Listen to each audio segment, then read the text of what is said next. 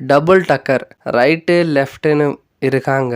அவர் வந்துட்டு ஒரு சின்ன பையன் சொல்ல ரைட்டு லெஃப்ட்னு ஒருத்தர் இருக்காங்க. அவங்க வந்துட்டு நம்ம கூடவே இருப்பாங்க. நம்ம செய்கிறது நல்லது ஒருத்தர், கெட்டது ஒருத்தர். நம்ம உயிர் எடுக்கிறது அவங்க தான் சொல்லிட்டு பை மிஸ்ஸாக ஹீரோட உயிர் எடுத்துட்டாரு. ஹீரோக்கு வந்து சின்ன வயசில் ஒரு ஆக்சிடென்ட் ஆகுது. அந்த ஆக்சிடென்ட்டில் பாதி முகம் எரிஞ்சிருது. அதனால ஹீரோ வந்து சஃபர் ஆகிறார். இது தாங்க ஸ்டோரி. இதில் எப்படி கொண்டு போயிருப்பாங்க ஸ்க்ரீன் பிளே நீங்களே யோசிச்சுக்கோங்க. ஹீரோ இன்னொருத்தர் உடம்புல போகிறதாகட்டும் இதெல்லாம் அந்த காலத்துலேருந்து அரிச்சுன்னு இருந்தாங்க. இன்னொருத்தர் உடம்பு கிடைச்சிச்சு. அதுலேருந்து அவரோட உடம்புக்கு எப்படி வந்தார். இதில் கொஞ்சம் கேங்ஸ்டார் அந்த மாதிரி ட்ரை பண்ணியிருக்காங்க. என்னை பொறுத்த வரைக்கும் கேட்டிங்கன்னா இது ஒன் டைம் வேணால் ட்ரை பண்ணல. பட் நம்ம ரிவ்யூ கேட்டுட்டிங்களே இதுதான் ஸ்டோரி தெரிஞ்சிச்சு இல்லை.